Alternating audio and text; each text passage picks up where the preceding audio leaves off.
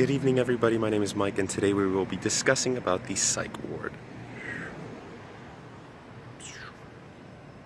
So, we have the full moon nearly. We're one day away from it. We're kind of sitting in this random place here, and it's actually quite well lit. But anyways, so one day away from the full moon. I'm super excited about that, and let's begin. So, the psych ward happened 2 years ago, and this is my experience from it. Now I'm gonna take a nice little seat here because there we go.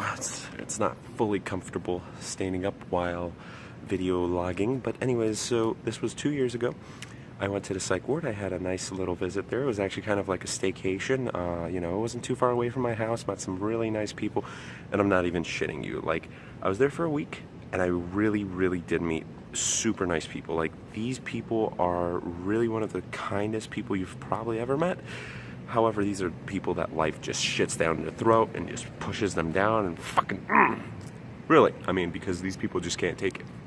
Either A, go mentally insane, or B, they're suicidal, which technically is insanity and the same thing. So that is why they're mostly there.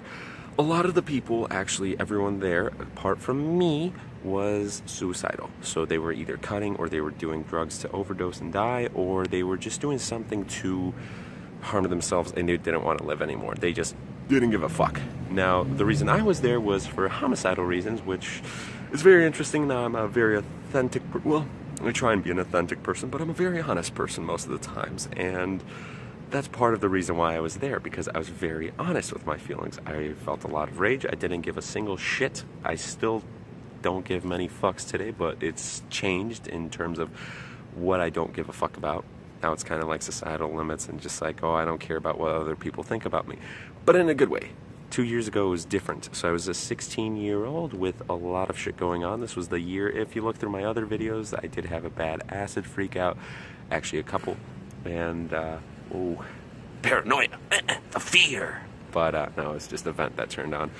But I also ran away from home, and there was a lot of things going on. I changed schools, and it was just a fucked up year, right? Sophomore into junior transition is usually difficult, but for me it was a little bit more difficult than the usual. So what happened was, I was a very pissed off kid, and I moved to a different school, right?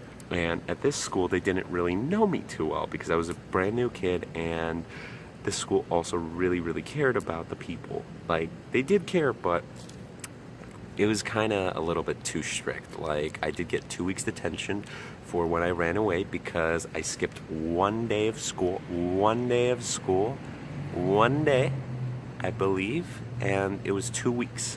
2 weeks of detention, lunch detention, sure, but that is showing you how strict it is. And now my other school, I got away with a suspension warning for bringing in knives to school. This was on accident. I forgot. I was too stoned. I was just like, oh shit. I used to collect knives and katanas and all that stuff, you know, the usual.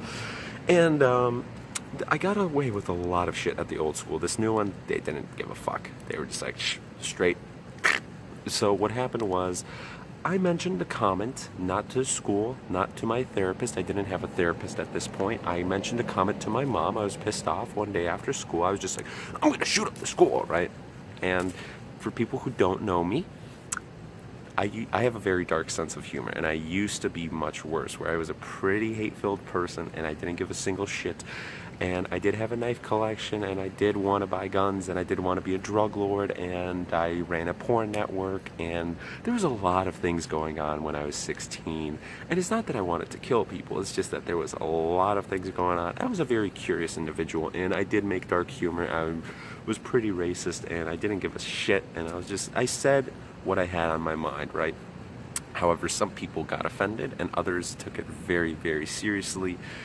A little too seriously. And so my mom took me to a therapist because she wanted to check my IQ, right? My IQ was okay, but that's not what the thing was. See, after the IQ test, we had a little discussion. Now, I don't really get along well with my parents, and it used to be much worse, where I was kind of embarrassed. So it was me and my parents in the same room together with the therapist, and probably if that wasn't the reason, like if they weren't in the same room, I probably would have been more honest and truthful with my therapist. However, I had pride. I was just like, I'm a coke guy.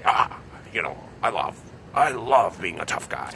And So yeah, that kind of got me in trouble because he asked, "Oh, are you a violent person?" I was just like, "I guess, yeah, sure."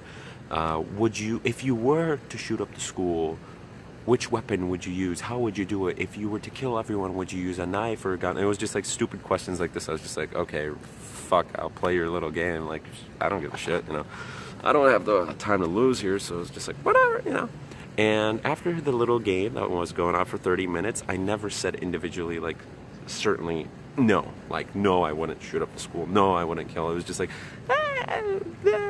whatever, you know. Like, I didn't give a shit, right? I wanted to be a tough guy. And he's just like, okay, step outside of the room for a little bit. I'll talk with you in 5 minutes. 30 minutes passes, and I see the little disco party outside.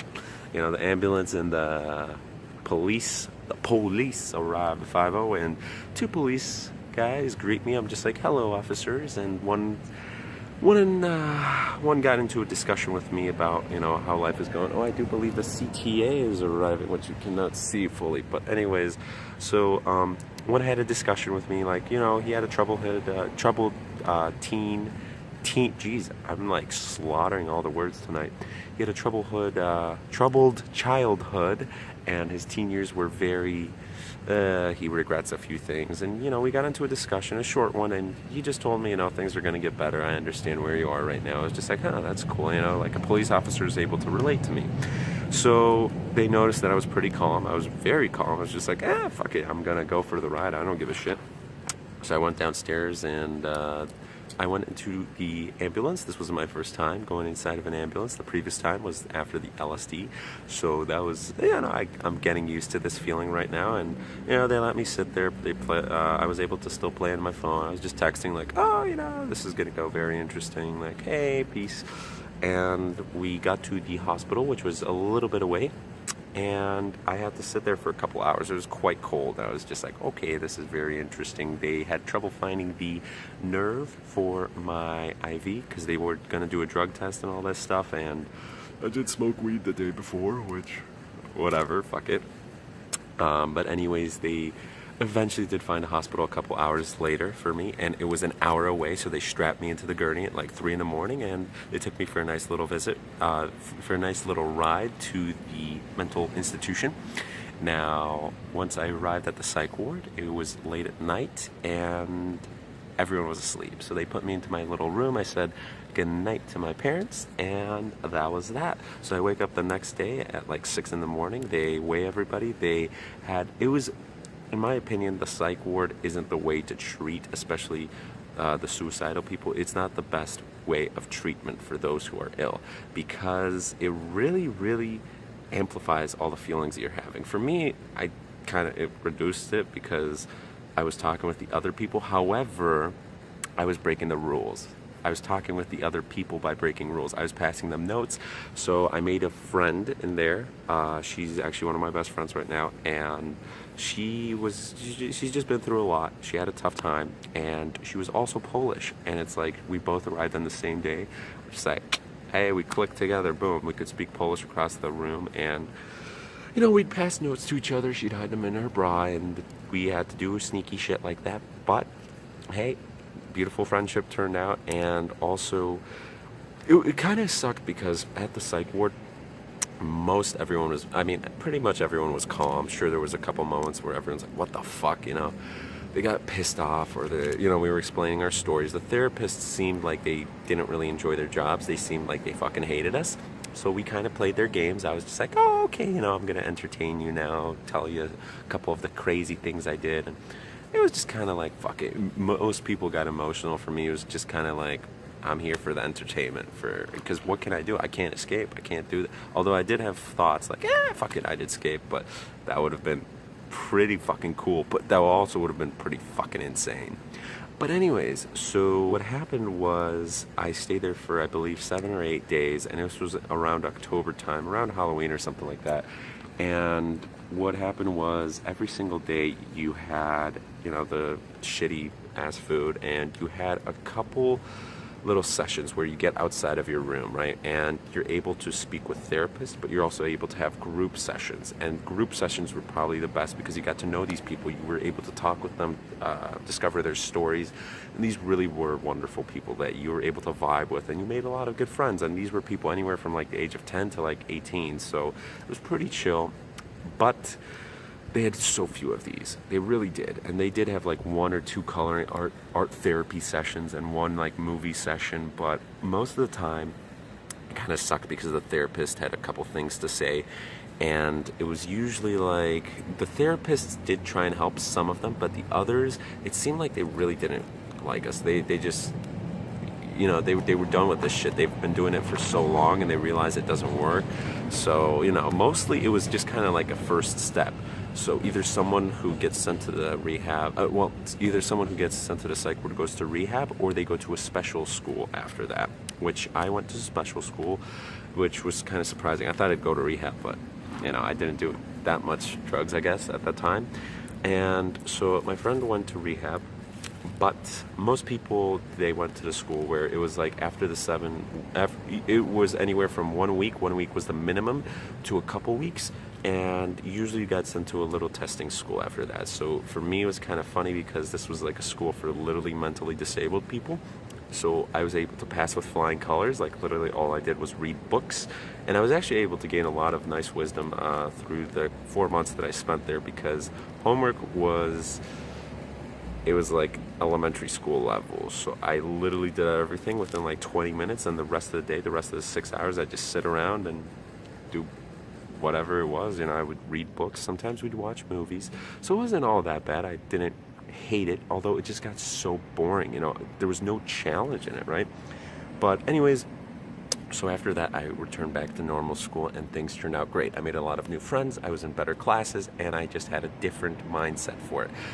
However, while I was in the psych ward, it was terrible. Like, for the suicidal people, you should make something that actually addresses their issues instead of just lock everyone up. And most of the time, when you weren't in sessions, when you weren't talking with your therapist, you were locked up in your room, which had nothing in it. It was like, okay, actually, it did have something in it, but it wasn't what you'd expect. So it had beds, and it had like little cabinet and a desk, and everything was very simple. So you couldn't like cut yourself on anything. You couldn't use something to, ooh, the disco party just passed. Holy smokes. Yeah! The disco party. Oh. Disco party, yeah. Sorry, I get so excited about that stuff. It's like, oh boy. So where was I? Yeah, so you can't use it. You can't use the desks or the shower head or the bed to kill someone or kill yourself with. Oh, another disco party. 3. Lucky 3 is the charm. I think they're turning that way. Definitely. There's somewhere in the area. I actually kind of want to check it out. Just like, fuck it, why not, you know? So, so what happened was, while we were there, you know, you don't obviously want kids to hurt themselves or hurt others. So these were kind of doled out objects, right? However, with the objects being doled out, you usually had people scribbling. I'm actually kind of too lazy, and I don't really want my video ruined by the effects. However, I will check it out eventually. We're nearly done here. So, I'm kind of rambling now, but for the psych ward video,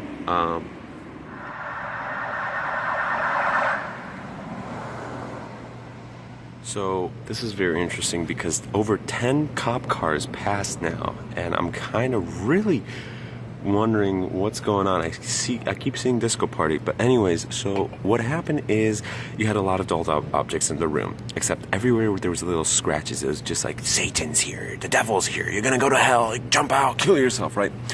And that wasn't really the best thing that a suicidal person should see in their room. It was kind of like hilarious for me because I was just like, oh, dark humor, like, this is kind of a fucky place to be. But anyways, you don't want to be, oh, I think there's going to be another disco party coming up. Oh, wait. It's from the other side now. Ooh. Oh, no, wait. Vroom. I love it. I get so excited by it. So anyways, what happened is this place kind of sucks ass, and really it's just terrible for suicidal people to be in, because you want to be in somewhere where you're able to talk and communicate with other people who are going through the same issues that you are going through, and you are kind of locked away in this own little mental prison for yourself, and you kind of get worse feelings in there. So honestly, I hope they kind of fix it. It's kind of like the war on drugs, you know, the war on mentality, right? I hope they address it differently, but there's not much else to say about the psych ward other than the fact that it was very locked away. It was cool when you could communicate with somebody, however, those times were few, and most of the people were very nice people there. It's not like you had some crazy psychopathic killers. Oh boy.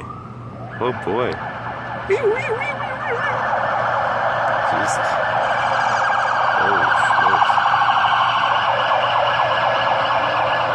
What is going on today?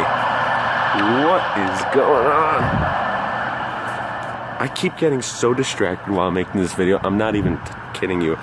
Got distracted over 20 times today, which is kind of bad. But anyways, to finish up the video, let's see, I'm trying to remember. Since this was 2 years ago, I wish I could give more details. However, my memory's a little bit fried, and it's been some time, so, you know, trying to figure out what's going on here. Let's see. 7 days kind of passed up quickly. Once I was let out, I was diagnosed with bipolar disorder, which they later turned back because... So what happened was, the first day I told everything, while the second day I realized that the therapist who you told everything to, because there was one bad therapist, she kind of judged you hard for that, and she really was just like, oh, you're doing that, oh, okay. Then she writes it down on a little notepad, and you're just like, okay, what's going on here? So the second day I figured out how to play their little game, I figured out the system. Hey, this is what I have to do. I have to act like a little good boy, right? To get out early. So I was just like, oh, I'm feeling great today. I'm feeling fantastic. And she was like, oh, so you're feeling sad yesterday and you got all these crazy things going on in life, but today you're feeling happy and everything's great? Well, so I was diagnosed with bipolar, and later I was put out of that. But anyways, I wish you guys a good night, and I hope that this video was satisfactory. If not, I do apologize. I'm working on making the videos better, so I wish you guys a good night, and I hope that psych ward's honestly changed. That was kind of my experience with it. It was a little bit of insanity, but anyways, peace. We have a very colorful tree there. It's kind of pretty.